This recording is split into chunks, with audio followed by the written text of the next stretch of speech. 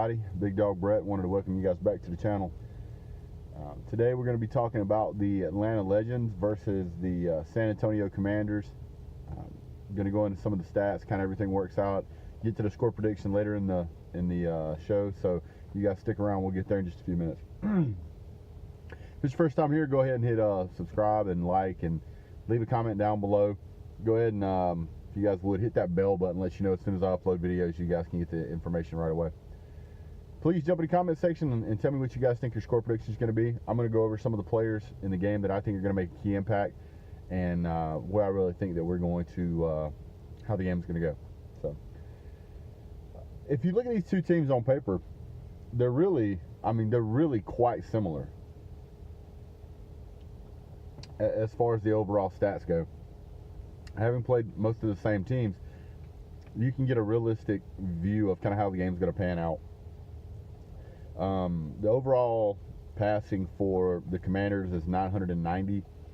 The overall rushing is 686 for an average, for average yards per game of being 335. The Legends are a little more on the pass side, and I contribute that to Aaron Murray kind of picking it up. We're at 1145, which is about a 150-yard difference, but we're 512 in rushing, so that's about 170 yards in rushing difference for them. But the average per game is only a 4-yard difference. We average 331, they average 335. They're a little more run heavy, and that's a little bit of a concern for, at least for me. I think that our secondary does a really good job. As a matter of fact, our key tackler is a defensive back. But I think that we've got to be able to stop the run for this game if we're going to effectively stop them. They're, I won't say very well balanced, but they're by far more balanced than the Legends are. So it's going to be important to try and stop that run game. If we can stop that run game, we can absolutely win the game.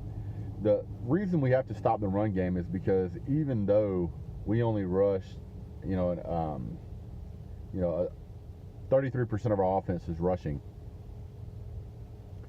we do a great job of controlling the clock. And if we're letting them run the ball, that's going to be hard for us. We're not going to be able to control the clock, and that can cause some problems for us. Their running back, which is Kenneth Farrows, he's 5'9" guys out of Houston, and he's at 305 yards on the season, which is by far better than anybody we have on our team. That's pretty much their go-to guy. They have two backup running backs, or I will say secondary running backs. They swap in and out. Those guys have well over 100 yards on the season, so but you can look for them to be handing it off to Keith Farrows. Their wide receiver, which is their go-to guy, is Mikhail McKay. I'm not sure exactly how you say his name, but he's 6'3". He's out of Cincinnati. This is their number one go-to guy, wide receiver. He's a machine. He catches. If they throw it anywhere in his wheelhouse, he's going to catch it. Now, considering that their quarterback, which has been their quarterback all season, I believe, is Woodside. He's out of Toledo. He has a 54% completion ratio. Not elite, but not terrible. I mean, he can make plays when he has to. Now, Aaron Murray, his ratio is a 62% completion ratio. To me, that's really kind of where you need to be as a quarterback. You really want to be in that 60+ range. Getting closer to that 50% range is not really where you need to be. We do a good job, or have been doing a really good job on converting on third downs, or at least that's the way it appears to me. I wasn't able to find any statistics on how they do on their third down conversions, but looking at their games that they've been involved in, they've had a couple of games that they've only won by a point or a touchdown. So they're not runaway games. This team could very easily be 2-3 instead of 3-2. These teams are very closely matched. Even all the way down to the punting. The punting for the Commanders, out of 19 punts, they're averaging 45.8 yards. Nizelek, which is the Legends kicker from UGA, he's at 18 punts and he averages 44.5 yards. That's a 1.3 yard difference over 18 or 19 punts.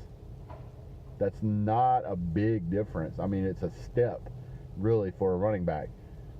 If you figure that some of these punts didn't get caught, or they went back for a touchback, then they could have been called on the 1 yard line. I mean, it's really so close. It's kind of hard to tell. They don't seem to be a super high-scoring team. They're kind of all over the place, just like we are.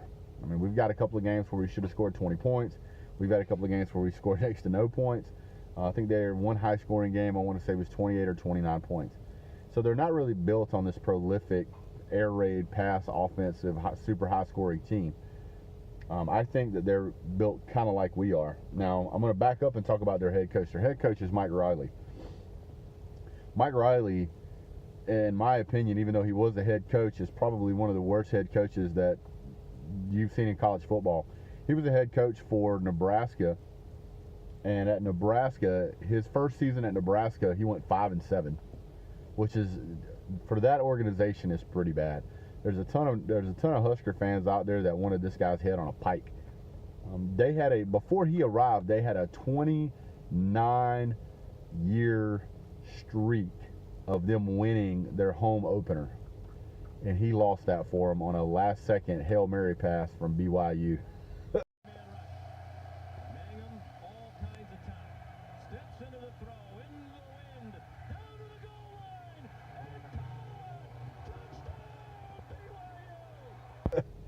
So, not a prolific, offensive-minded head coach in my experience or in stats I could find.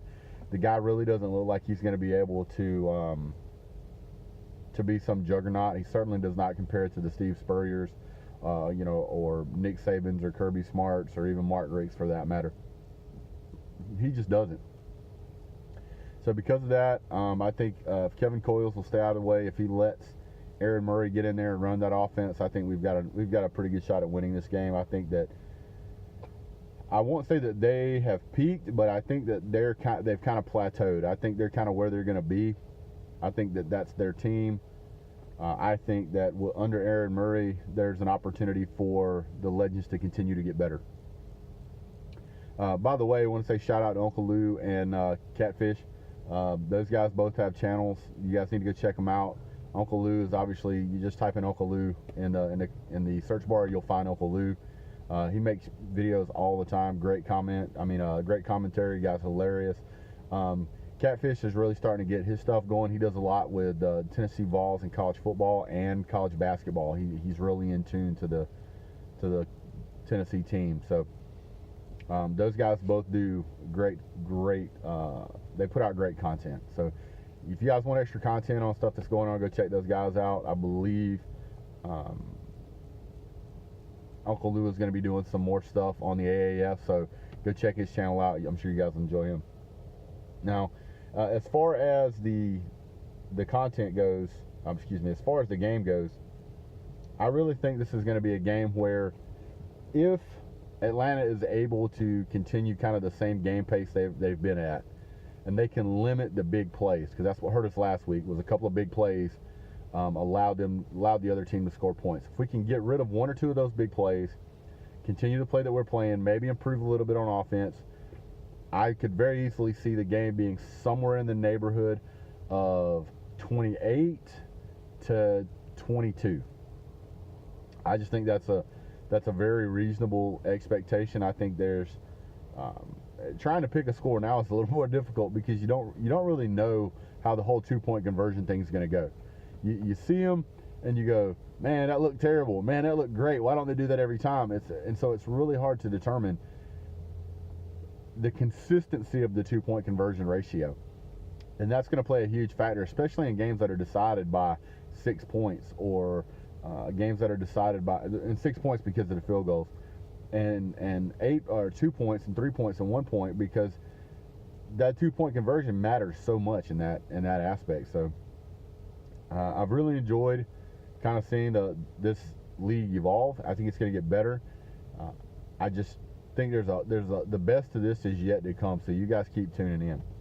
So my prediction, 28-22, Legends win it, and we'll go from there. So guys, thanks so much for tuning in.